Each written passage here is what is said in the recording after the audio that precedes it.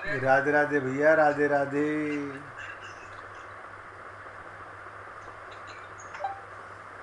राधे राधे जी, राधे राधे।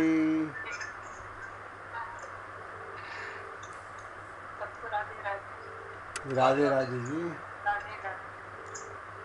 भजो गिरिधर गोविंद गोपाला, भजो गिरिधर गोविंद गोपाला, भजो मुरली मनोहर नंद लाला,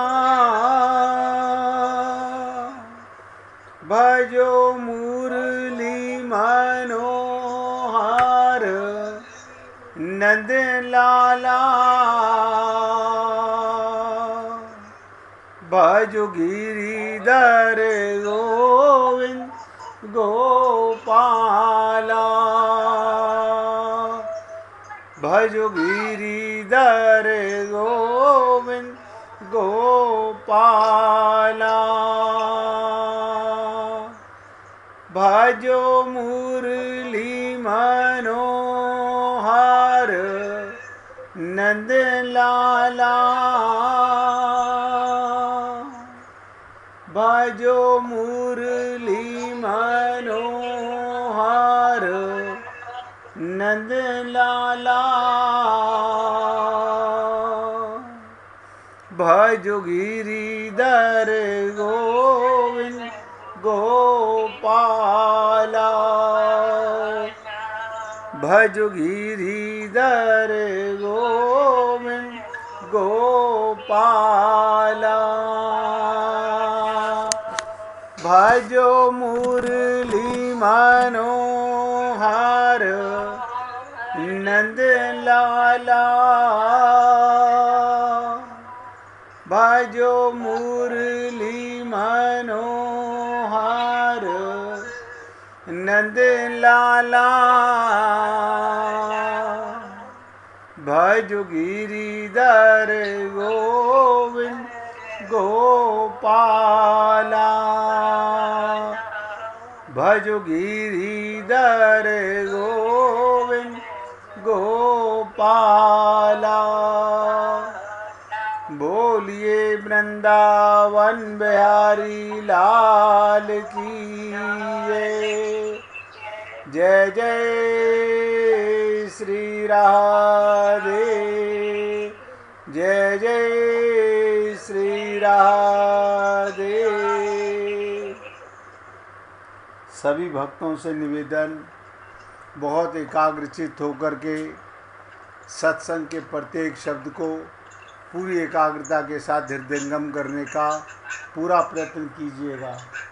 राजकुमार जी ने पूछा कि कल की साधना को एक बार द्वारा बताने का प्रयत्न करें। मैं द्वारा बताता हूँ। दूसरा उन्होंने पूछा कि साधना करने का समय कौन सा बेस्ट है। दोनों बातों का खुलासा करूँगा। आप क्या पूछना चाहती हैं? मैं ये पूछना चाहती हूँ, भगवान को जो प्रेम है, उस प्रेम में क्या चीज़? द्वारा बोला, आवाज़ नहीं आ रही साहब। मैंने कहा कि हम तो भगवान से कुछ लेना नहीं चाहते, हम देना चाहते हैं, उनको प्रेम देना चाहते हैं। तो ये मतलब किसी को भक्ति प्रेम दे रहा है, प्रेम ले रहे हैं। हाँ, तो बस हम लोग का जो करते हैं ना, जो उससे करते हैं, हम तो भगवान को दे कैसे, भगवान को खुश कैसे करते हैं? भगवान को खुश कैसे कर सकते हैं? बहुत सुंदर, अभी ये भी बताते हैं। अब ध्यान से सुनिएगा, एक एक शब्द पे एकाग्रता से सुनिएगा। पहले मिसिज मेहरा का ही जवाब देता हूँ। भगवान किससे प्रसन्न होंगे? नंबर एक, भगवान आपसे रूठे हुए नहीं हैं, नंबर वन। नंबर दो, जो कर्म कर रहे हो अगर उसमें तन का संबंध है तो आप पाप कर रहे हो। परमात्मा का संबंध मान के कर्म करोगे तो ये भगवान की सेवा है। हमने कई बार आपसे निवेदन किया, पाप और पुण्य में अंतर क्या? अपने स्वार्थ के कारण किया हुआ कर्म पाप है और परमार्थ के लिए किया हुआ कर्म सेवा है, और भगवान को सेवा ही सबसे ज़्यादा प्रिय है। यही भगवान की भक्ति है। हम और भगवान को क्या दे सकते हैं? सारे संसार में सब कुछ भगवान का है। अब आपके पास सबसे बहुमूल्य वस्तु क्या? आपके सांस, प्राण आपको जो भगवान ने दिए, और दूसरा आपको अपने आप को सौंपना है, क्योंकि जो भी कुछ आप भगवान को सौंपते हो तो भगवान का ही है। स्वयं को, अपने को अर्पित करो। ध्यान दीजिएगा इस पॉइंट पर। बहुत से लोग भगवान को भोग लगाते हैं, ये कोई अर्पण नहीं है, तो उसी की वस्तु है, उसी को अर्पित कर रहे हो। जल रख रहे हो, पुष्प रख रहे हो, पोशाक रख रहे हो, आप अपना मन तो देते नहीं, तो भगवान को क्या दोगे? स्वयं को सौंपना सबसे बड़ी शरणागति, सबसे बड़ी भक्ति। और मैंने कहा आप अपने परिवार का कर्म करो, और इससे भी करीब ले आता हूँ, आप अपने शरीर का भी कर्म करो, तो भी भगवान का मान के करो। ये शरीर भी भगवान की कृपा से मिला हुआ है। प्रत्येक कर्म भगवान के निमित्त किया हुआ कर्म योग कहलाता है, और स्वार्थवश शरीर के माध्यम से किया हुआ कर्म पाप कहलाता है। अब दूसरी बात, राजकुमार जी ने पूछा कि कल की साधना को थोड़ा और ब्रीफ कर दीजिए। मैंने कल आपसे निवेदन किया था कि अभी तो साधना के 2 ही क्रम आए हैं, आगे कई क्रम आने वाले हैं। हर सप्ताह में मैं आपको एक नई साधना बताऊंगा, लेकिन इसका मतलब ये नहीं कि आपको सारी साधना करनी है। जो आपको सरल लगे, जो आपको प्रिय लगे, जो आप आराम से कर सकते हो। साधना का मतलब क्या? मन को संसार से हटाने का और भगवान में लगाने का ध्यान साधना कहलाती है। जब मन लगने लगेगा तो साधना होने लगेगी, ध्यान लगने लगेगा। वो कैसे? जैसे आपका और हमारा मन सदा परिवार में लगा रहता है, शरीर में लगा रहता है। अब आप देख लीजिएगा, आपके शरीर में कहीं पर फोड़ा हो, आपका सारा दिन ध्यान उस फोड़े में लगा रहता है। आपके घर में शादी हो, सारा दिन सोते जागते, कहीं जाते, खाते पीते, शादी शादी शादी। यानी हमारे लिए संसार का काम तो इतना इम्पोर्टेंट है, लेकिन हम उस काम में को भगवान के निमित्त नहीं मानते। भाई ये हमारा पाप है। इसलिए अपने शरीर के लिए भी और जो भी कर्म करो भगवान के निमित्त। अब रहा कि साधना, जो मैंने कल कहा कि आप और हम सब लोग भगवान को नमस्कार करते हैं। नमस्कार का मतलब क्या होता है? भगवान के चरणों का ध्यान। आप सोचिएगा, हनुमान चालीसा के प्रथम दोहे में आता है कि श्री गुरु चरण सरोज रज।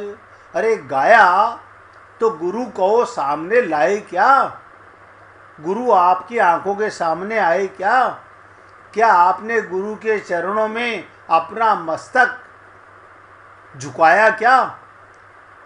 ऐसे ही शब्दों को उच्चारण करने से क्या होगा? ये तो आप कैसेट लगा लीजिए हनुमान चालीसा की, आपके घर में सारा दिन बजती रहेगी। हर 5 मिनट के बाद आएगा श्री गुरु चरण सरोज रज। आप अपना घर का काम करते रहिए। क्या कर रहे हो? हनुमान चालीसा सुन रहे हैं। ऐसे बहुत से मूर्ख लोग देखे हैं मैंने कि घर के अंदर ये सब लगा के समझते हैं हमारा ध्यान। अरे बाबा, एक एक शब्द पर, एकाग्रचित्त होकर जब तक ध्यान नहीं करोगे तो साधना कहाँ हुई। और मैंने कहा था साधना से भगवत प्राप्ति नहीं होगी, साधना से भगवान नहीं मिलेंगे। साधना से बिगड़ा हुआ मन, भटका हुआ मन एकाग्र होने लगेगा, करने से होगा। अभी तो हम मंदिर में जाते हैं, हम सत्संग में बैठे हैं, यहाँ मैं देखता रहता हूँ लोगों को, फोन आ गया हम होल्ड करके बात करने लगते हैं। कोई घर का मेंबर कोई हमसे बोले आप क्या खाओगे, आप क्या पियोगे, हम उसको जवाब देने लगते हैं। इसका मतलब आपके पास दो मन हैं, आपके पास दो मन हैं, क्योंकि सत्संग से हटकर ही तो मन संसार में गया। ये हम लोग सब भूल कर रहे हैं, और इन भूलों को ध्यान दीजिएगा, गुरु नहीं भगवान नोट करता है आपके पापों को। 1-1.25 घंटा भी हम समय नहीं निकाल पाते। तो कल मैंने कहा था ओंकार, ओम जो है, ये ओम जो है इसमें सारे मंत्र छुपे हुए हैं। मैंने कहा अपने इष्ट का, अपने प्रीतम का ध्यान करते हुए, अब सपोज कीजिए मेरी इष्ट राधा रानी है, मैं उनका ध्यान करता हूँ, मैं तो सत्संग में बैठता हूँ तो सबसे पहले उनको नमन करता हूँ, अपनी राधा का ध्यान करके उनके चरणों के अंदर अपने को नतमस्तक होता हूँ। तो इस हर एक व्यक्ति का अपना कर्तव्य है कि सबसे पहले उठते के साथ ही अपने गुरु और अपने इष्ट का ध्यान करो। दूसरा मैंने कहा नमन करने का मतलब क्या, खाली मुख से बोलना नहीं, नमस्कार, प्रणाम, राधे राधे, इसका मतलब क्या, राम राम का मतलब क्या, तुझ में राम, मुझ में राम, सब में राम समाया। आपने जब किसी से राम राम बोला उसमें राम देखा क्या? ना ना, राम तो नहीं देखा। हम तो भाई को बोल रहे थे राम राम। अच्छा, भाई से राम राम कर रहे हो तो तुम्हारा राम राम भगवान तक नहीं जा रहा जब तक तुमने उसमें राम को देखा ही नहीं। वो तुम में राम को देखे, तुम उसमें राम को देखे। जब हम राधे राधे बोलते हैं, तुम भी आत्मा, मैं भी आत्मा, तुम भी परमात्मा की शक्ति, मैं भी परमात्मा की शक्ति, ये भाव तो हमारे आते नहीं। हमने तो तकियानुशी बना लिया, जैसे गुड मॉर्निंग, गुड नाइट, ऐसे राधे राधे। ना ना ना ना ना, कोई लाभ नहीं मिलने वाला। भाव भी बनना चाहिए। इसलिए हे पुण्य आत्माओं, पूरी एकाग्रता के साथ समझने का प्रयत्न कीजिएगा। इतना सरल होता तो सारा संसार समझ लेता। तो मैंने आपसे निवेदन किया नमस्कार करना। अब आप बताइए, आपने अपने गुरु का, अपने प्रभु का ध्यान किया, अब उनके चरणों में आपने अपना मस्तक रखा ही नहीं, उनके चरणों का स्पर्श किया ही नहीं। अब आप कहोगे भावना से कैसे दर्शन होना, मैं बता देता हूँ। आप अपने परिवार का, आपके बच्चे विदेश में हैं, परदेश में हैं, इंडिया में कहीं पर भी हैं, आप उनको 1 मिनट में सामने ले आते हो, उनका पूरा चेहरा सामने आ जाता है। तो गुरु के और परमात्मा के चरण सामने नहीं आते। और भगवान ने कितना खुलासा कहा, जाकी रही भावना जैसी, भावना से। अब आप भाव बनाओगे नमस्कार करने का। अब वो लोग कहते हैं बिहारी जी के तो चरण दर्शन होते नहीं, हम उनके चरणों का कैसे ध्यान करें? तुम्हें चरण तुमने किसी के देखे नहीं है? हाँ, देखे तो हैं। जो तुमको प्रिय लगे वो बिहारी जी के चरण, जो तुम भावना से बनाओ। ये सब टाल मटोली वाले जो काम हम कर रहे हैं पूजा पाठ में, सब धोखा है। आज किसी ने मेरे से पूछा कि यज्ञ करने का क्या मतलब होता है। अभी वो यहाँ पर हमारे खेल गांव में 14 तारीख को यज्ञ करने वाले हैं। मैंने कहा भैया, बुरा मत मानना। यज्ञ का मतलब होता है अहमता और ममता की आहुति देना, उसी का सफल होता है। जो अपनी अहमता और ममता की आहुति दे दे उसका तो यज्ञ सफल होता है, बाकी सब ढोंग है। ये कह देना ना खाली स्वाहा, कोई स्वाहा नहीं है। इसलिए नमस्कार का मतलब होता है, जो कल मैंने कहा था कि सांस भरते हुए अपने प्रभु का दर्शन करो, उनके चरणों का दर्शन करो और उनके नाम का उच्चारण करो, और सांस छोड़ते हुए उनके चरणों में अपना नतमस्तक होकर के अपने मस्तक का स्पर्श भावना से महसूस करो। अब आप बताइएगा, आपका कोई परिवार का मेंबर आपने कभी रोता हुआ देख लिया? आप आज भी उसको रोता हुआ ध्यान कर लेते हो, भगवान के चरणों का ध्यान नहीं कर सकते। इससे होगा क्या? इससे ये होगा, आपका मन संसार से हटने लगेगा। उतनी देर अपने गुरु और परमात्मा में वंदना करने लगोगे। बस इतनी ही तात्पर्य है। बाकी मैंने कहा, राजकुमार जी ने पूछा कि दोनों साधना का मतलब नमस्कार तो सभी को करना चाहिए। आप अपने मंदिर में जाते हो, जब तक भगवान के चरणों में नतमस्तक नहीं होते, अपने आप को झुकाते नहीं, तो आपका जाना बेकार है। दूसरी चीज, करने से क्या होगा? उतनी देर जितनी देर आपने साधना की, उतनी देर आपका मन संसार से हटने लगेगा। बस यही तो हमें अभ्यास करना है, हटाना लगाना, हटाना लगाना। अभी हमारा क्या है, भगवान में 5 मिनट जाता है, 55 मिनट संसार में जाता है। आपका किसी का 10 मिनट चला जाता होगा, किसी का आधा घंटा चला जाता होगा, वो भी मैं नहीं मानता। मंदिर में जाते हैं, वहाँ पर भी मोबाइल बज रहा है, देख रहे हैं। यानी मोबाइल के अंदर ऐसा क्या इम्पोर्टेंट था कि भगवान के दर्शनों के लिए विदेश से देश में आते हैं और वहाँ भगवान के साथ भी हमारा संबंध नहीं बन पाता, तो नमस्कार में कैसे बनेगा? और दूसरा, राजकुमार जी ने पूछा कि साधना का समय क्या होना चाहिए।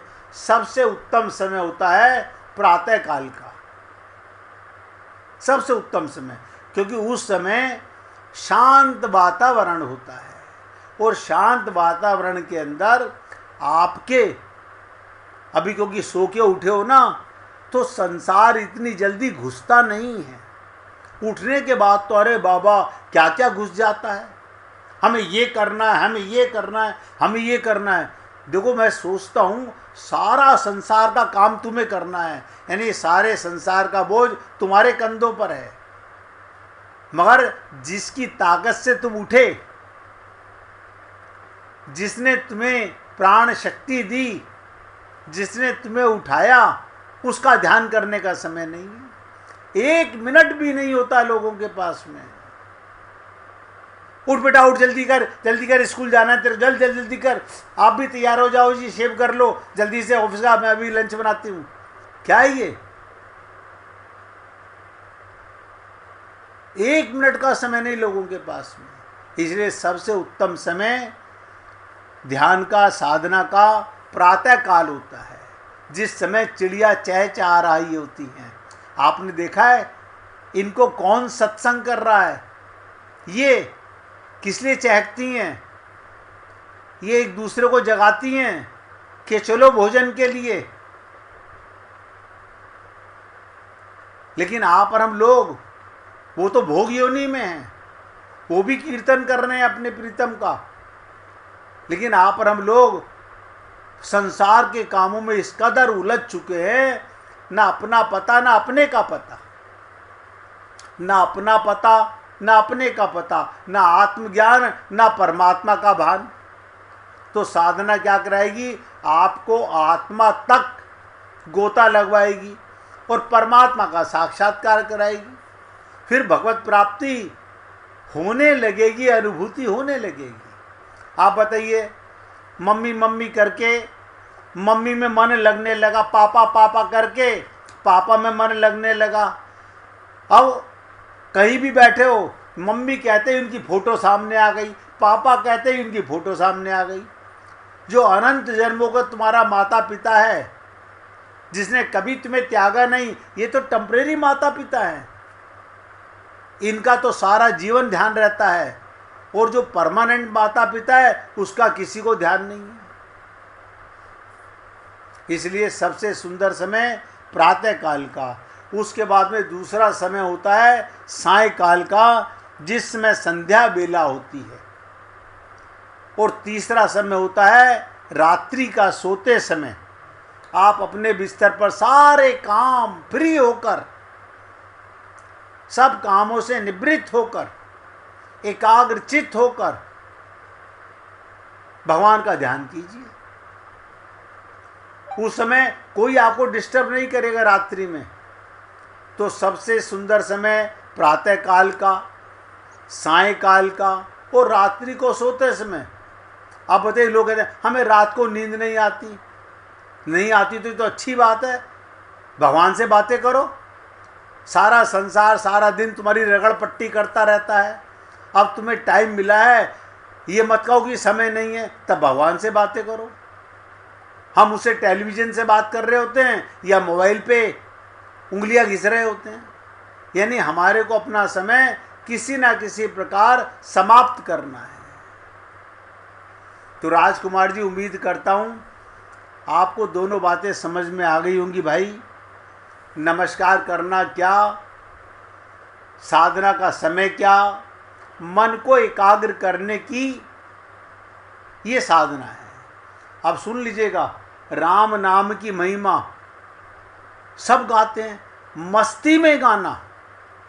एक महात्मा जी थे, आज का सत्संग एक लीला से सुना रहा हूँ, क्योंकि आगे आगे बड़े कठिन संवाद आने वाले हैं। एक महात्मा जी रात्रि के समय श्री राम नाम का जाप करते हुए अपनी मस्ती में चले जा रहे थे। अपनी मस्ती क्या आएगी? शरीर की मस्ती नहीं, मन मस्त हुआ, मन मस्त हुआ। वो अपने प्रीतम की मस्ती में थे और जाप करते जा रहे थे। बताइए कि जाप करते हुए जा रहे हैं, सोचो भगवान की मस्ती में। वो मस्ती आप और लोगों को क्यों नहीं मिलती? एक गहन जंगल से गुजर रहे थे, विरक्त होने के कारण, क्योंकि विरक्त थे, जैसे आप और हम लोग आ सकते हैं, वो विरक्त थे। जबकि आपकी आसक्ति सब टेम्परेरी है, यहाँ कोई भी चीज़ परमानेंट नहीं है आपकी। ये शरीर भी टेम्परेरी, ये परिवार भी टेम्परेरी, ये मकान, ये दुकान, सब टेम्परेरी। तो वो विरक्त होने के कारण बार बार देशाटन करते रहते थे, इधर से उधर घूमते रहते थे। वो किसी एक स्थान में अधिक समय नहीं रहते थे। वे ईश्वर नाम के प्रेमी थे। ध्यान से सुनिए कि एक एक शब्द को, वो ईश्वर नाम के प्रेमी थे। इसलिए दिन रात उनके मुख से राम नाम जब चलता रहता था, जैसे आपके सांस चलते रहते हैं। अर्जुन के सांसों में कृष्ण नाम चलता रहता था। स्वयं राम नाम का जाप करते तथा औरों को भी उसी मार्ग पर चलाते। महात्मा जी गहन जंगल में रास्ता भूल गए थे। ध्यान दीजिएगा, रास्ता भूल गए थे, पर अपनी मस्ती में चले जा रहे थे कि जहाँ राम नाम ले चले, दूर अंधेरे के बीच बहुत सी दीप मालाएं प्रकाशित थी, यानी प्रकाश नजर आने लगा। महात्मा जी उसी दिशा की ओर चलने लगे। ऐसी अनेकों ध्यान से सुनिएगा, जब उधर बढ़ने लगे तो निकट पहुंचे तो क्या देखते हैं? एक बट वृक्ष के पास। कौन से वृक्ष के? बट वृक्ष के पास अनेक प्रकार के वाद्य यंत्र बज रहे हैं। नाच गाना और शराब की महफिल जमी हुई है। कई स्त्रियां पुरुष साथ में नाचते कूदते हंसते औरों को हंसा रहे थे।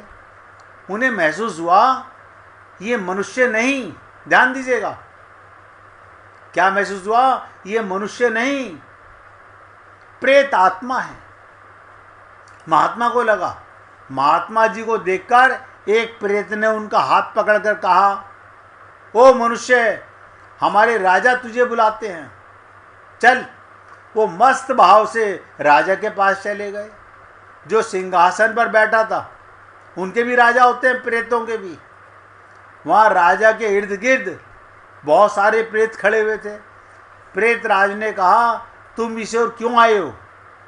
हमारी मंडली आज मदमस्त हुई है, इस बात का तुमने विचार नहीं किया? तुम्हें मौत का डर नहीं है? महात्मा जी खूब ऊंची आवाज में हंसते हुए बोले, मौत का डर? मौत का डर ये तो आप और हम लोगों को रहता है, क्योंकि आप अभी तक आत्मा तो हो नहीं, शरीर मानते हो, तो शरीर की मौत का डर है। तो महात्मा ने कहा, मौत का डर और मुझे?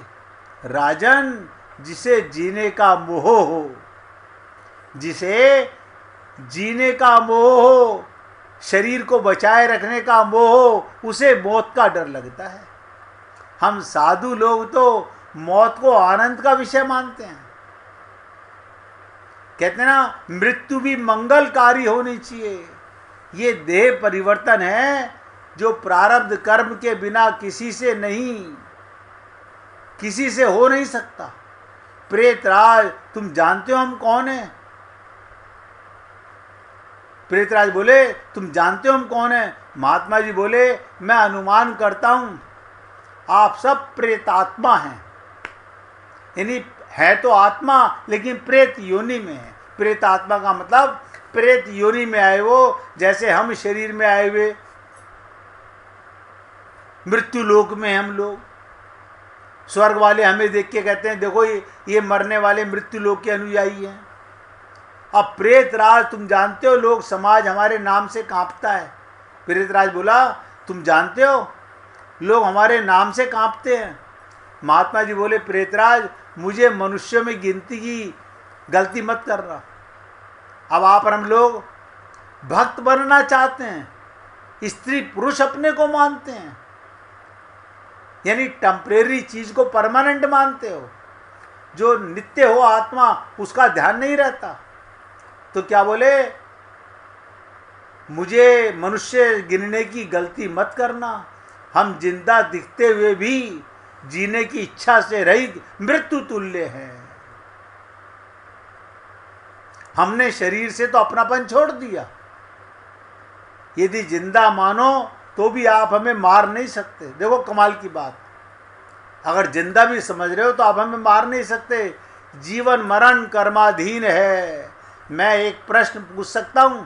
महात्मा जी की निर्भयता देखकर प्रेतों के राजा को आश्चर्य हुआ कि प्रेत का नाम सुनते ही लोग कांपने लगते हैं। अरे इस मनुष्य में इतनी निर्भयता, अरे बात कर रहा है। सचमुच ऐसे मनुष्यों से बात करने में कोई हर्ज नहीं। तो प्रेत राज बोला, पूछो क्या प्रश्न है? महात्मा जी ने पूछा, प्रेत राज, आज यहाँ आनंद उत्सव क्यों मनाया जा रहा है? प्रेत राज बोला, मेरी इकलौती कन्या योग्य पति ना मिलने के कारण अब तक कुंवारी है, लेकिन अब योग्य जमाई मिलने की संभावना है। कल उसकी शादी है, इसलिए उत्सव मनाया जा रहा है। महात्मा जी हंसते हुए बोले, तुम्हारा जमाई कहाँ है? मैं उसे देखना चाहता हूँ। प्रेतराज क्या बोला? जीने की इच्छा के मोह त्याग करने वाले महात्मा, अभी तो ये हमारे पद प्रेत योनि को प्राप्त नहीं हुआ है। वो इस जंगल के किनारे एक गांव में धनवान का पुत्र है, ध्यान दीजिएगा। महादुराचारी होने के कारण वो इस समय भयानक रोग से पीड़ित है और कल संध्या के समय उसकी मौत होगी। फिर उसकी शादी मेरी कन्या से, वो प्रेत योनि में आएगा, उससे मेरी कन्या का विवाह होगा। इसलिए रात भर जैसे हम शादी से पहले मेहंदी की रात मनाते हैं, खूब खाते पीते मौज करते हैं, तो प्रेत भी कर रहा है। बोले हम भी मद्यपान करके आनंद उत्सव मनाएंगे। अब आप सोच के देखो, अगर आपको और हमारे को पहली बात तो जंगल के अंदर पत्तों की सरसराहट मिल जाए तो कांपने लग जाते हैं, डरने लगते हैं। अपने अंदर बैठा हुआ परमात्मा, सुप्रीम पावर, तुम आत्मा अजन्मा, ना गुरु की याद ना प्रभु की याद, काहे का डर है? क्योंकि आत्मज्ञान नहीं है। 1 मिनट कीर्तन कीजिए, फिर सुनाऊंगा। हरे कृष्ण।